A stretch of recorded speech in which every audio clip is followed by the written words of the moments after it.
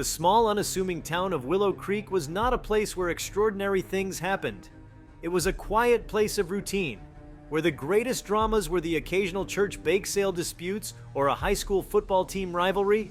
But all of that changed when a young boy named Ethan Miller, just 12 years old, became the center of a story so unimaginable it shook the foundations of belief for everyone who heard it. Before we start, smash the like and subscribe buttons for more updates. Ethan was an ordinary boy by all appearances. He loved fishing with his dad, building forts in the woods, and tinkering with gadgets he found in the garage. But beneath his innocent curiosity lay a resilience no one could have anticipated. His family, devout Christians, raised him with an unwavering faith in God. But like most boys his age, Ethan never pondered the deeper mysteries of life and death. One crisp autumn morning, Ethan set out to ride his bike to a nearby park. It was a route he had taken countless times, but fate had a cruel twist in store. As he pedaled across an intersection, a speeding truck ran a red light, striking Ethan with a force so brutal that witnesses gasped in horror. His small body was thrown several yards, coming to rest in a heap on the cold pavement. Paramedics arrived quickly, but their initial assessment was grim. Ethan's heart had stopped. His lifeless form was rushed to the hospital where doctors fought desperately to revive him. After several agonizing minutes, a faint pulse returned. The Miller family, huddled in the waiting room, prayed fervently for a miracle. But just as hope rekindled, Ethan's fragile body succumbed again. For a second time, he was pronounced clinically dead. The staff worked tirelessly, administering shocks and compressions, refusing to surrender the boy to the void. Miraculously, Ethan's heart began to beat again, though weakly. He was placed on life support, and the doctors prepared his family for the worst. If he survives, they cautioned, his brain may never fully recover. But what happened next defied medical science and human understanding. For nearly an hour, Ethan remained unresponsive. Then, as if pulled by an unseen force, his eyes fluttered open. He looked at the worried faces surrounding him, but his gaze seemed distant, as though he were peering into another reality. He whispered one chilling phrase before losing consciousness again. "He's coming back." The medical team scrambled to stabilize him, but Ethan's heart stopped for a third time. This time, the window for revival seemed impossibly narrow. Yet after an extraordinary 20 minutes without a heartbeat, Ethan inexplicably returned to life. When he awoke, the first words he spoke sent shivers down the spines of everyone in the room. "I saw Jesus." Ethan's recovery was nothing short of miraculous. Despite the trauma his body endured, he regained his strength quickly, baffling his doctors. But it was his vivid recollection of what happened during those 3 harrowing deaths that captured the world's attention. As he recounted his story, it became clear that Ethan had not just glimpsed the afterlife, he had been given a message that would terrify and inspire in equal measure. Ethan described his first death as a sensation of being pulled from his body. He floated above the scene of the accident, watching paramedics work frantically to revive him. But soon, he was drawn toward an overwhelming light. "It wasn't like the sun," he explained later, "but it was warm and alive, like it knew me." The light guided him to a place he could only describe as paradise, a garden of unimaginable beauty where colors glowed with a life of their own. He heard music not from instruments, but from the very air itself, and he felt a peace beyond words. In the garden, Ethan met a man he instinctively knew to be Jesus. His presence was simultaneously comforting and awe-inspiring. Jesus didn't speak at first, but his eyes conveyed infinite love and sorrow. Ethan felt his sins melt away under that gaze, even though he had hardly lived long enough to accumulate them. He wanted to stay, but Jesus raised a hand, and Ethan was pulled back to his body, where the pain of his injuries jolted him awake. His second death was different. This time, Ethan was pulled into a darker place. The light was gone, replaced by shadows that writhed and whispered. He felt an oppressive weight, as though unseen forces were judging him. Though he could not see them clearly, he sensed malevolent presences watching him from the void. Just as the darkness threatened to consume him, a voice, Jesus' voice, echoed through the emptiness. "Not yet." Once more, Ethan was thrust back into the world of the living. When he described his third death, Ethan's voice would often tremble. This time, he found himself standing before a towering golden gate. Beyond it, he saw multitudes of souls, some radiant and joyous, others forlorn and dim. Jesus stood at the gate, his expression grave. "The time is near," he told Ethan. "Tell them to turn back. Tell them I'm coming soon." Ethan begged to stay, to escape the pain and confusion of his earthly life. But Jesus shook his head. "There is much work to be done," he said. "They must choose before it is too late." When Ethan awoke for the final time, he was irrevocably changed. He no longer feared death, but he was burdened by the message he had been tasked to deliver. "Jesus is real," he told everyone who would listen. "He's not just watching, he's waiting. And he's coming back, but not everyone will be ready." Word of Ethan's experience spread quickly. News outlets, church leaders, and skeptics alike flocked to Willow Creek to hear his story. Some dismissed it as a child's imagination, a coping mechanism for the trauma he endured. But others saw in Ethan's account a divine warning, a call to repentance and faith in a world increasingly mired in chaos. Ethan's life took on a new purpose. He spoke at churches, schools, and community centers, sharing his story with an urgency that belied his tender age. He described the joy of heaven and the terror of the void, urging people to examine their lives and turn to God. His message was simple but profound. Jesus loves you, but he's also watching. He wants you to be ready when he comes back. As he grew older, Ethan faced many challenges. The skepticism of others sometimes weighed heavily on him, and he struggled with the enormity of his mission. But he never wavered in his faith. "I'm just a messenger," he would say. "The rest is up to you." Over time, Ethan's story sparked countless debates about the nature of life, death, and the afterlife. Scientists sought to explain his experience through neurology and psychology, while theologians pondered the implications of his message. For Ethan, however, the explanation was simple. "I died 3 times," he often said, "and Jesus brought me back with a reason. Don't wait until it's too late to find out what that reason is for you." Even as the years passed and his story became part of Willow Creek's lore, Ethan's words continued to resonate. His experience was a stark reminder of the mysteries that lie beyond the veil of this life, and the possibility that what awaits us is far greater and far more consequential than we can imagine. Ethan's tale became not just a story of survival, but a powerful testimony of faith, hope, and the sobering reality of eternity. For those who heard his message, the question remained, would they be ready when the time came? Ethan Miller's life, though marked by a miraculous return from death, did not settle into any semblance of normalcy after his experience. Instead, it became a whirlwind of events that transcended the mundane and plunged him further into the enigmatic depths of faith, skepticism, and purpose.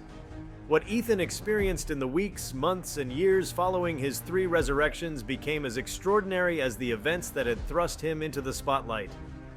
Shortly after his recovery, Ethan began experiencing vivid visions and dreams, which he described as both a blessing and a burden. These weren't ordinary dreams, but immersive, almost tangible experiences, where he would revisit the same realms he had glimpsed during his brief journeys into the afterlife. He saw the radiant garden where peace reigned and heard the music of the heavens. But more often, he found himself standing at the threshold of the Golden Gate, watching as souls approached Jesus. Some were embraced, their joy uncontainable as they were welcomed into the eternal light. Others recoiled, their forms dimming as they were turned away. The most harrowing visions, however, were those of the void. Ethan described this place as a spiritual wasteland where nothing lived but despair. Shadows writhed there, their cries echoing endlessly, and he felt an overwhelming sense of finality. Each time he awoke from these dreams, he felt an urgent compulsion to share what he had seen. "They need to know," he would whisper to himself in the stillness of the night.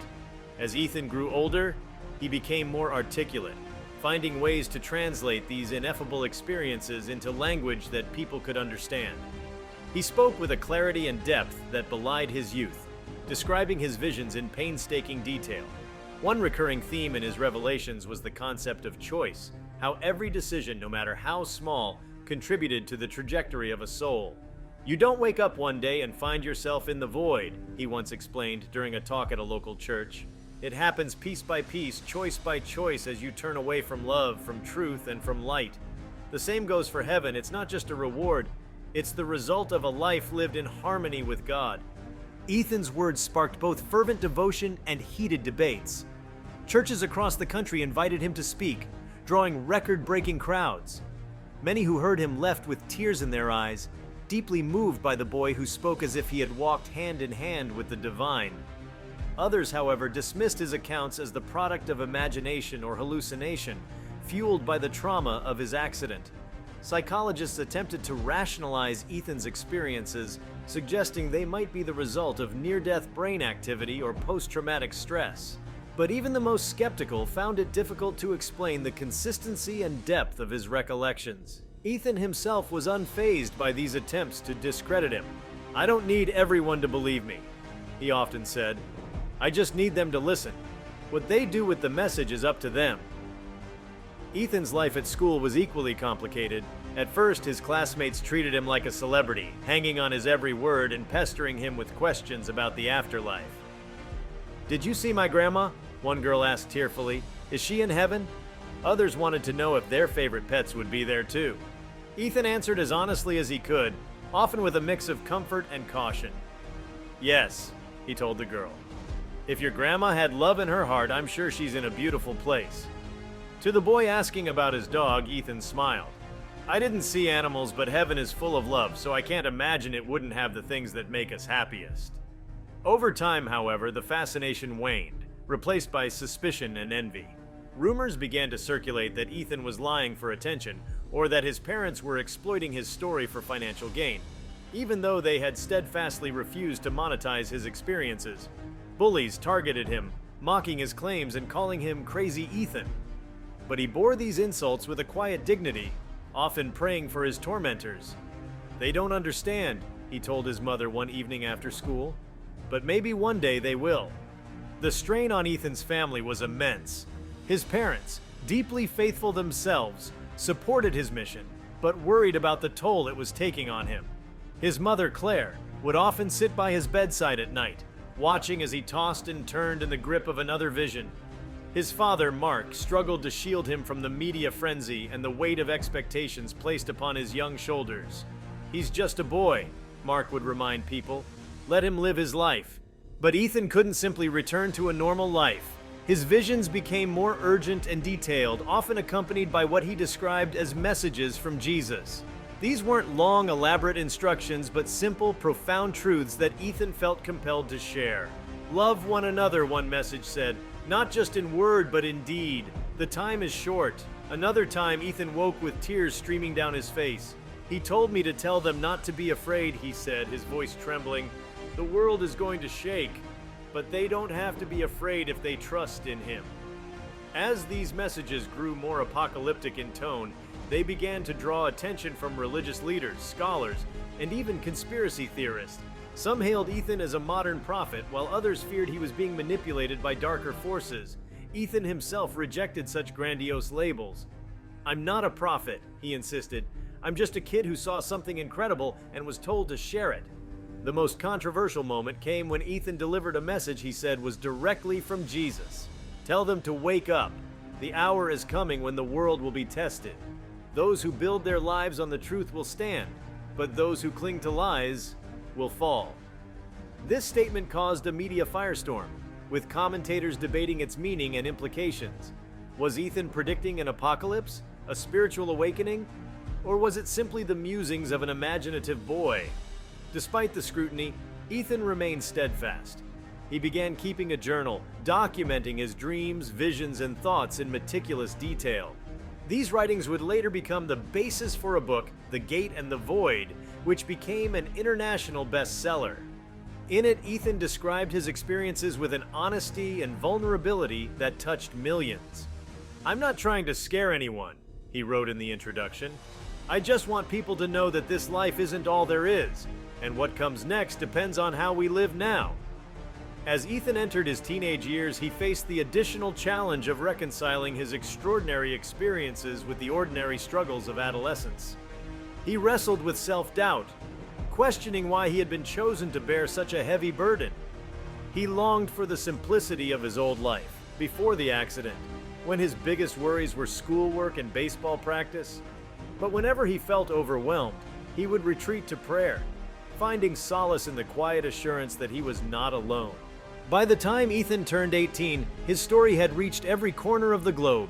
He had spoken before crowds of thousands, met with world leaders, and inspired countless people to examine their faith. Yet he remained humble, often retreating to the quiet sanctuary of his family's home when the pressures of the world became too great. "It's not about me," he would say. "It's about him." Ethan's experiences also spurred an outpouring of art, music, and literature inspired by his visions. Artists painted vivid depictions of the garden and the Golden Gate, while musicians composed symphonies based on his descriptions of the heavenly music. Writers explored the themes of choice, love, and redemption that permeated his message, creating stories that resonated with readers across cultures and beliefs. But perhaps the most profound impact was on the individuals who heard Ethan's story and chose to change their lives. Letters poured in from people who credited Ethan with helping them overcome addiction, mend broken relationships, or rediscover their faith. One woman wrote, "I was on the brink of ending my life when I read your book. Your words reminded me that I am loved and that my life has meaning. Thank you for saving me." As Ethan stepped into adulthood, he began to consider what his future might hold. He knew he couldn't spend his entire life retelling the same story, yet he felt a deep responsibility to continue spreading the message he had been given. He enrolled in college, studying theology and philosophy, hoping to gain a deeper understanding of the experiences that had shaped his life. But even as he pursued his education, the visions continued, offering new insights and challenges. In one particularly vivid dream, Ethan saw the garden once more, but this time it was marred by dark clouds and wilting flowers. Jesus stood at the center, his expression both sorrowful and resolute. "The choice is theirs," he said, "but the time is drawing near." Ethan awoke with a renewed sense of urgency. He realized that his mission was far from over. The world was still full of people who needed to hear the message of love, redemption, and the reality of eternity. And so, he resolved to continue his work, not as a prophet or a savior, but as a humble messenger of hope in a world desperate for meaning. Years later, Ethan reflected on his journey with a sense of awe and gratitude. He had lived through unimaginable experiences, faced ridicule and doubt, and carried a message that had changed countless lives. But through it all, he remained grounded in the simple truth he had learned as a child: love, faith, and choice are the foundations of a life well lived. Ethan's story, though extraordinary, served as a reminder that the divine can touch even the most ordinary lives, and that every soul, no matter how small, has a role to play in the grand tapestry of existence. Ethan Miller's story continued to ripple outward, touching lives in ways he could never have anticipated. As his name became synonymous with near-death experiences and divine encounters, Ethan grew increasingly aware of the weight of responsibility that came with his unusual life. But the world, it seemed, wasn't done with him yet. His experiences began to evolve, taking on new dimensions that pushed him further into realms of understanding and mystery. By his early 20s, Ethan had become somewhat of an enigma. While many assumed his life would be dedicated entirely to spreading his message, Ethan sought to balance his spiritual mission with the ordinariness he longed for. He enrolled in college, choosing a small university in the Midwest where he believed he could disappear into a crowd. But anonymity proved elusive. His professors knew who he was, and classmates approached him with hushed reverence, hoping for personal insights or blessings.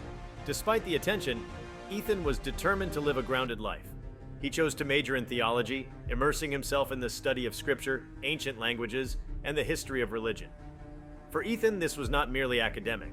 It was a quest to better understand the messages he had received and to articulate them in ways that could bridge the gaps between faith and doubt. But Ethan's time at university was not without its challenges. In one of his philosophy courses, he encountered a professor who openly challenged his story, using it as a case study in the psychology of belief. The professor, Dr. Leonard Gray, was a staunch atheist who dismissed near-death experiences as neurological phenomena, the brain's desperate attempt to construct meaning in its final moments. Dr. Gray invited Ethan to a debate, framing it as an opportunity for the class to explore the interplay between faith and science. Ethan hesitated at first, unsure if he wanted to subject himself to further scrutiny. But after praying for guidance, he agreed, feeling a quiet nudge in his heart that this was something he needed to do. The debate drew an enormous crowd, filling the university's auditorium to capacity. As Ethan took the stage opposite Dr. Gray, he felt a calm resolve settle over him. The professor presented a compelling argument, weaving together neuroscience, evolutionary psychology, and cultural anthropology to explain away Ethan's experiences as a product of brain activity and cultural conditioning.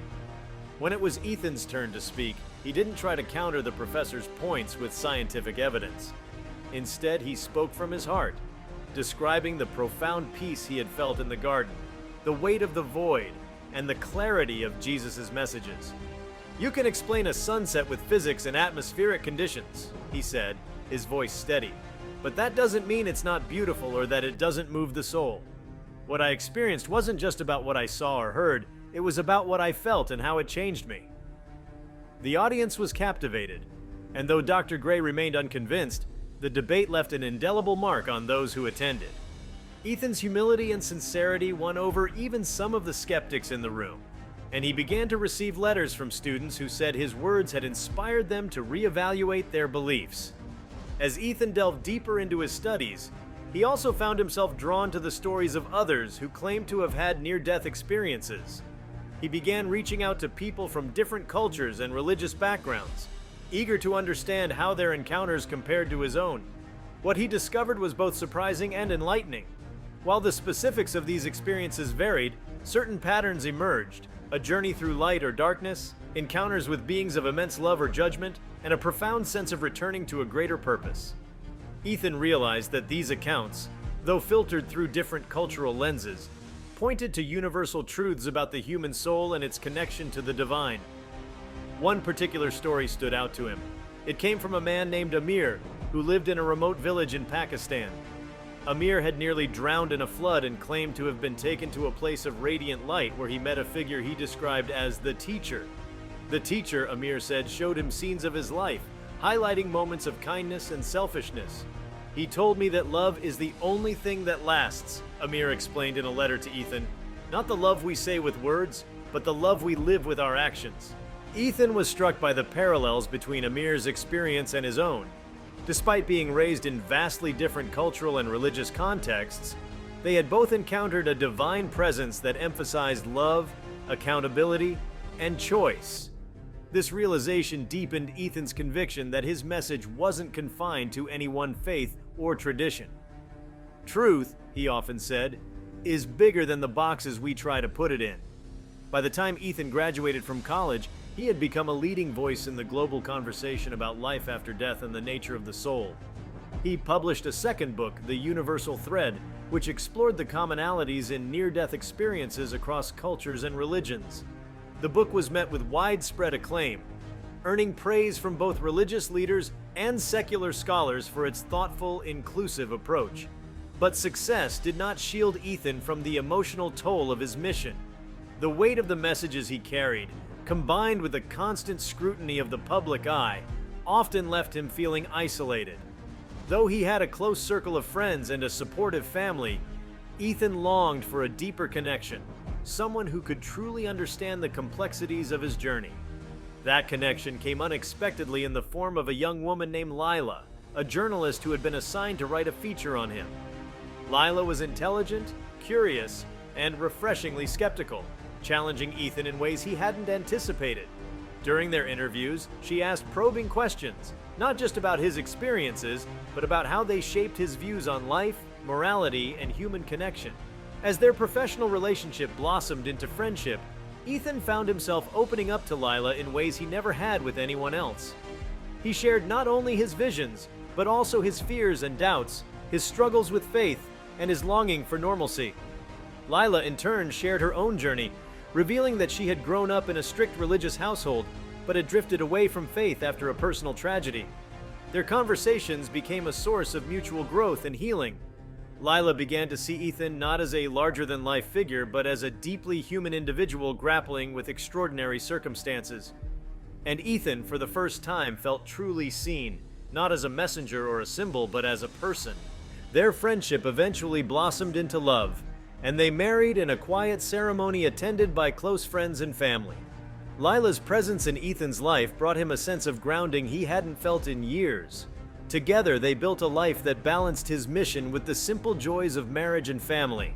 They often joked that Lila's journalistic instincts kept Ethan honest, while his unwavering faith reminded her to keep searching for the deeper truths in life.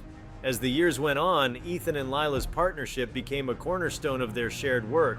They traveled the world, speaking at conferences, leading workshops, and meeting with individuals from all walks of life. Lila documented their journeys in a series of essays that offered a nuanced, personal perspective on Ethan's mission and the profound impact it had on those they encountered. One of the most transformative moments came during a trip to a war-torn region in the Middle East. Ethan and Lila had been invited to speak at a refugee camp where people of various faiths and backgrounds had been displaced by conflict. As Ethan shared his story, he noticed a young boy in the crowd who reminded him of himself at that age, wide-eyed, curious, and carrying the weight of a world he couldn't yet fully understand. After the talk, the boy approached Ethan with a question that pierced his heart. Why does God let bad things happen? Ethan knelt down, looking into the boy's tear-filled eyes. He didn't offer a simplistic answer or platitudes. Instead, he acknowledged the pain and complexity of the question. "I don't have all the answers," he said gently, "but I believe that even in the darkest times, love can shine through. And when we choose to love, we bring a little bit of heaven into the world." The boy nodded, his expression softening. That moment stayed with Ethan, a reminder that his mission wasn't just about sharing what he had seen. It was about embodying the love and compassion he had felt in those divine realms. As Ethan entered his 30s, his focus shifted toward empowering others to carry forward the message of love and choice. He founded an organization called The Light Within, dedicated to fostering dialogue and understanding across cultural and religious divides. The organization hosted events, published resources, and supported grassroots efforts to promote kindness, forgiveness, and community building. Ethan's legacy continued to grow, but he remained humble, often retreating to moments of solitude and prayer to reconnect with the divine presence that had first changed his life. In those quiet moments, he would often reflect on the simplicity of Jesus' words, "Love one another." Even as he faced the challenges and triumphs of life, Ethan never lost sight of the profound truth that had been revealed to him, that every soul is a thread in the vast tapestry of existence, and that the choices we make, no matter how small, shape not only our destiny, but the world around us. Ethan's story, in all its complexity, became a beacon for millions, a reminder that even in the face of doubt and darkness, the light of love and truth endures. His life was a testament to the power of faith, the resilience of the human spirit, and the unshakable hope that, no matter what lies ahead, we are never truly alone. As Ethan entered the next phase of his life, his work began to intersect with a broader global narrative, one where questions of faith, morality, and the meaning of life were being debated on unprecedented scales. The world had grown increasingly polarized, with conflicts arising not just from physical wars, but from ideological divisions that permeated every aspect of society. Ethan's message, rooted in the simplicity of love and choice, seemed to resonate more urgently than ever. One pivotal moment came during an international summit on interfaith dialogue held in Jerusalem. Ethan had been invited to participate alongside leaders from various religious and philosophical traditions. The summit was intended to foster understanding and cooperation, but tensions were high. Representatives clung tightly to their doctrines, wary of compromise or losing ground in a world where religious identity often felt under siege. Ethan, now in his 40s, stood before the assembly and delivered what many would later describe as the defining speech of his life. He began not with theology or arguments, but with a story, one of a small act of kindness he had witnessed as a boy in Willow Creek.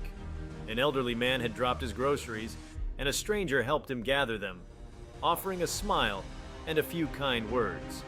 That moment, Ethan explained, had stayed with him, because it reflected the essence of what he had seen in the afterlife, that love is most powerful in its simplest, most unassuming forms. Whether you call it God, the divine, or simply humanity at its best, Ethan said, his voice steady, what I learned from my time beyond this life is that love isn't about agreement or uniformity. It's about seeing the soul in one another, even when we disagree, especially when we disagree. His words hung in the air, and the tension in the room seemed to dissolve, replaced by a palpable sense of unity. By the end of the summit, several key resolutions were passed, including commitments to joint humanitarian efforts and educational programs promoting empathy across cultural divides. Ethan's contribution was hailed as a turning point, but he shrugged off the accolades. "I'm just planting seeds," he said. "It's up to all of us to tend the garden." If you liked this video, please give it a like and subscribe to our channel. Also, leave your comments below and tell us, what are your thoughts on a boy dying 3 times and meeting Jesus? We want to hear from you. Thank you for watching, and see you next time.